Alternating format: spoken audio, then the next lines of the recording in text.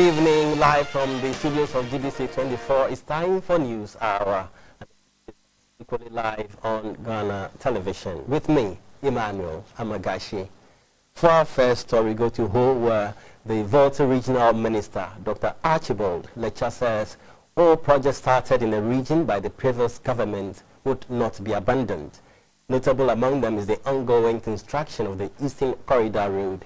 Speaking to heads of departments and agencies in the region, the minister called for an all-hands-on-deck approach to help develop the region.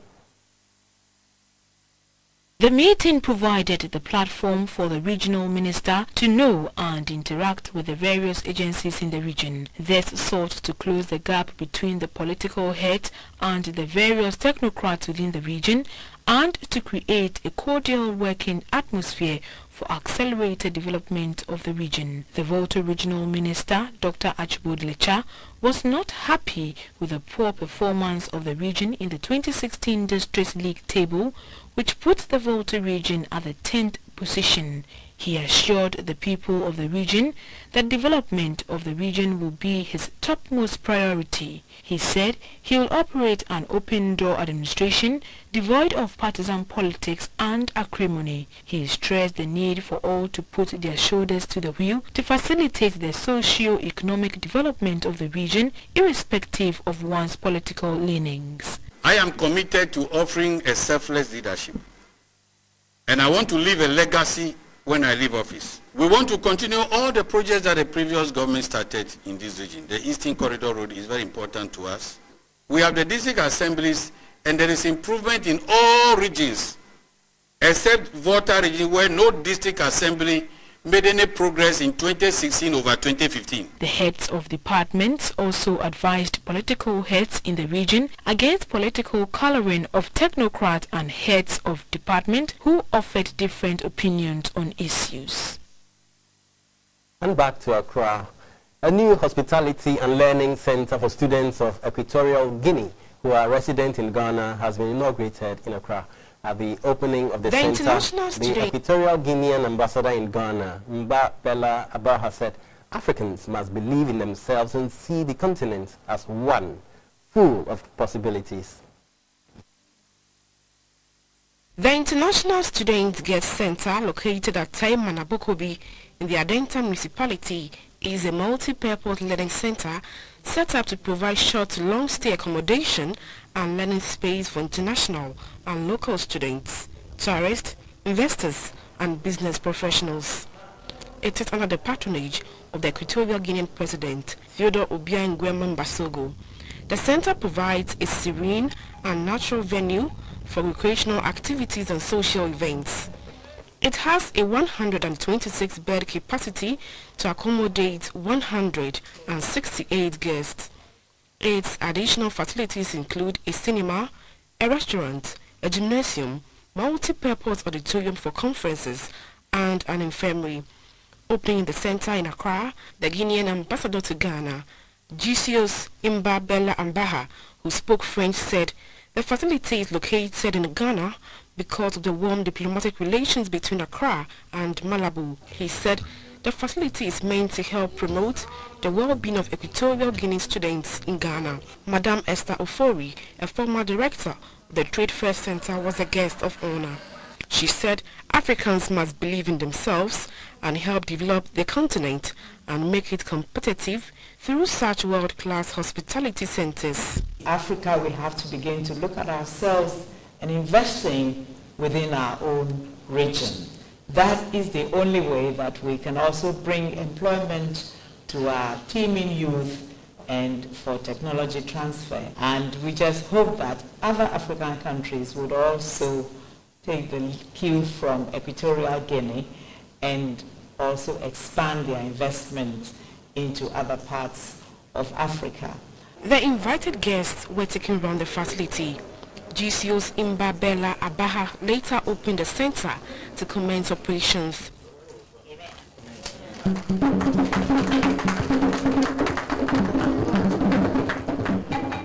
The managing director of the hospitality center, Mr. Julian Adomakujima, said the International Student Guest Center is poised to deliver world-class services to its broad clientele.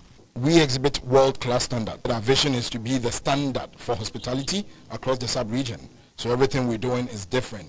We continually going to invest in our human capital because we realize that is the wealth of ISGC Jose Maria in Suenje. So that's something different. 40% of the Get Center's employees are Ghanaians. The 2017 edition of the Ghana Legacy Honors has been held to celebrate the extraordinary achievements of Ghanaians across the globe. In all, 7 outstanding Ghanaians who have excelled in their various fields of endeavor were honored. The Ghana Legacy Honors is an event that celebrates and recognizes Ghanaian achievers and trailblazers who have locally and globally exhibited excellence in their various fields of endeavor. They include achievements in the arts, entrepreneurship, medicine, education, technology, fashion and politics among others. Highlights of this year's event was the presentation of awards to the winners. The first to receive his award was Sir David Ajayi, a Ghanaian British architect who designed the new African American Museum in Washington, D.C. The next recipient was the Chief Executive of Airtel, Madame Lucy Quist. She won the Corporate Leadership Award.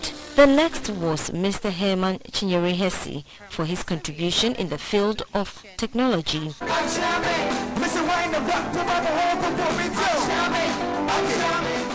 Other award winners were Madame Anna Bosman for her contribution to public service. She was followed by Sir Sam Jonah for a Lifetime Achievement Award, while Oswald Boateng was recognized for his impact in the area of fashion. Some of the award winners spoke to GBC24. When you do things for other people, you're actually doing it for yourself.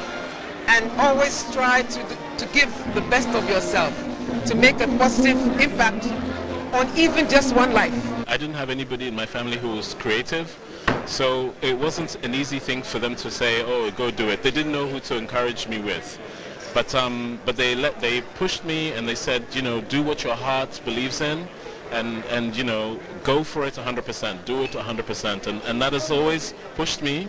And I encourage all those who are like striving and are not sure at the beginning, you know, what they're doing, but they know that they believe in something that they want to do, to really go for it. The 3-classroom block of T.I. Ahmadiyya Basic School at Accra Town in Dukwan has collapsed following a downpour yesterday. 125 pupils who use the facility have been academically affected. School authorities described the incident as unfortunate, especially when they had earlier written a letter to the Municipal Education Director informing him about the deplorable state of the school.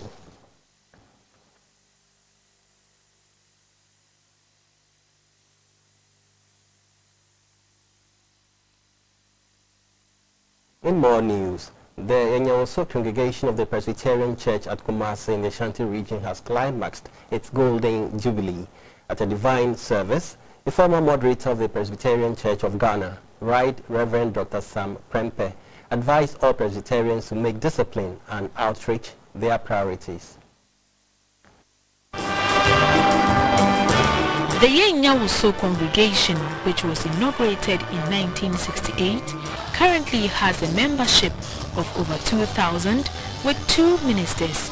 It has over the years established 23 other congregations, 2 of which have become pastoral districts. To mark its Golden Jubilee, a 2-story office complex was inaugurated at the church premises. The administration block includes a session hall, conference center, and offices. The theme for the 50th anniversary celebration was the favor of God, reinforcing the goodness of God to the congregation since its establishment. A former moderator of the Presbyterian Church of Ghana, Right Reverend Dr. Sam Prempe, reminded the Enyawoso congregation of their mandate to win souls for God. There is still work to be done, and that is the more reason why we shouldn't rest on our oars, but continue to pursue the cause of Christ in the establishment of the mission and the kingdom of God on earth here. Citations were presented to past ministers of the congregation and founding members for their contributions towards the growth of the church. Let's do a health story now. Health professionals say patients can be effectively healed if the diseases that they are suffering from are detected early. It is therefore important for people to go for regular checkups to know their health status. A group of medical professionals gave the advice when they provided a free Medicare to the people of Keu Asikem Aspraka in the Keu South district of the Eastern region. The health professionals were at Keu Asikem Asakraka to provide free medical screening to the community.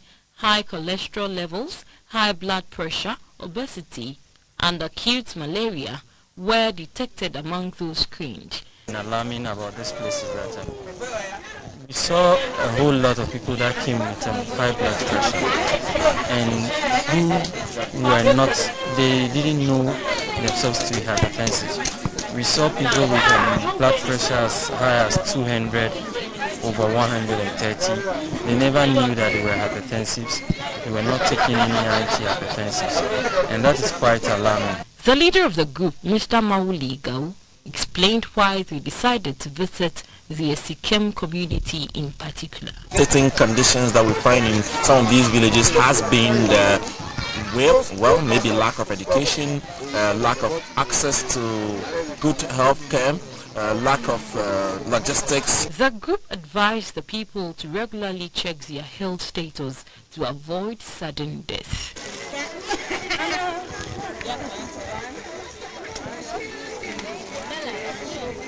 This is where we take a break. We are back shortly with international stories.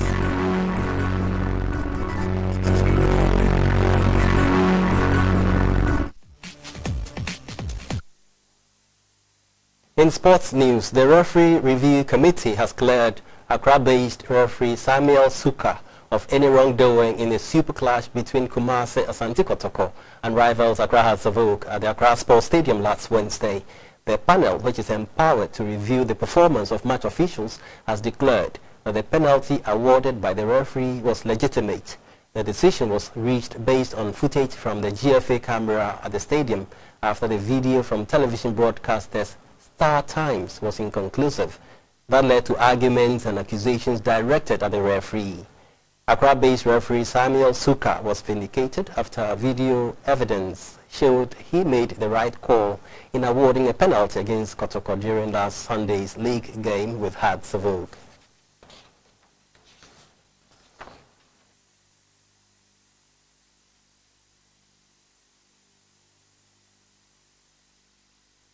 Ghanaian duo Jonathan Mensah and Harrison Affle played in Columbus Crew's thrilling 3-2 home win over Portland Timbers in the Major League Soccer on Saturday.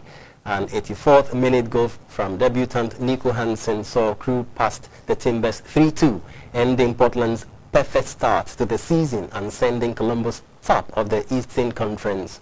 Portland remained top of the Western Conference despite their loss, while Columbus lead the East. Mohamed Abu was an unused substitute, while rookie defender Lalas Abubakar failed to make team selection.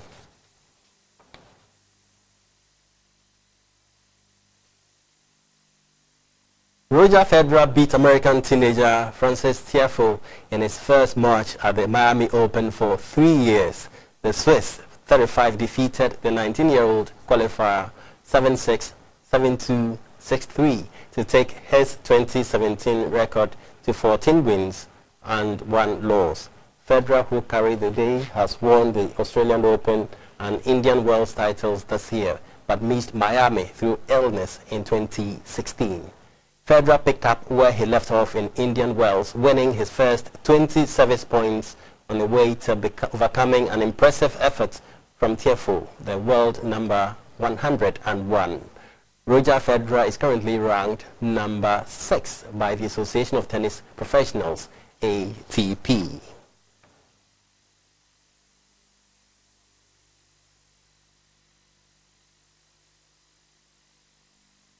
Entertainment is next.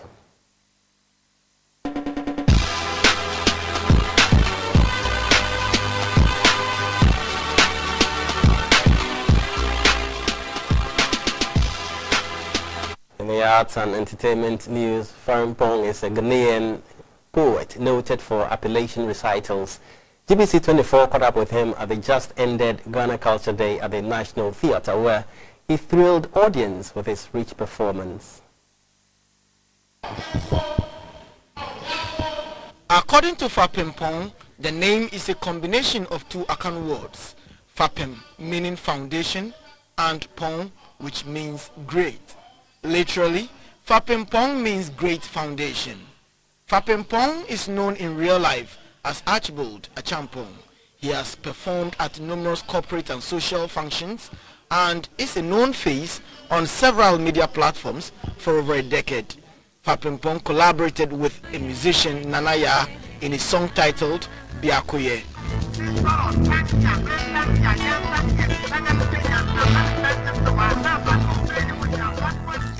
At the just-ended Ghana Culture Day, the audience could not help but laud Farimpong as he thrilled them to some of his appellations.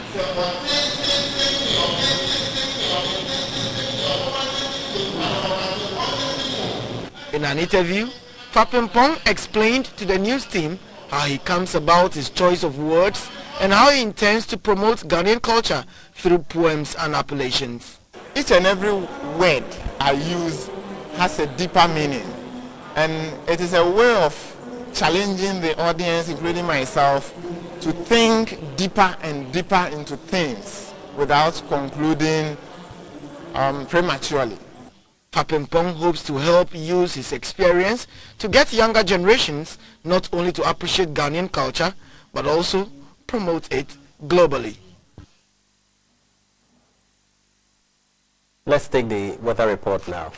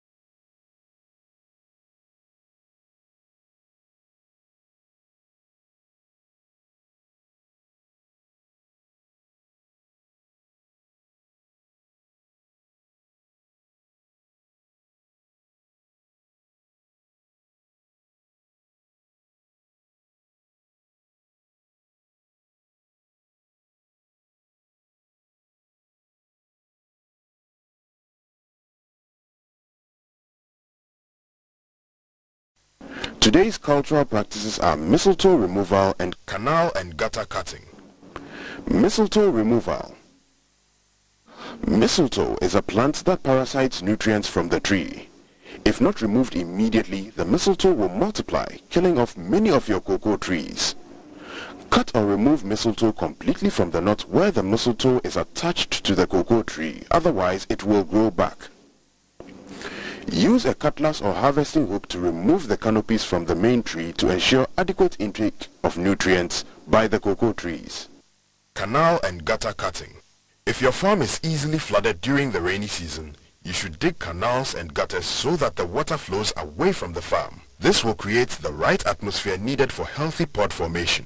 Keep watching the weather reports, and I'll see you same time right here only on GTV. Thank you, Thomas Andor, for the weather report. And this is where we draw the curtain on News Hour. Up next is Talking Point. Good evening.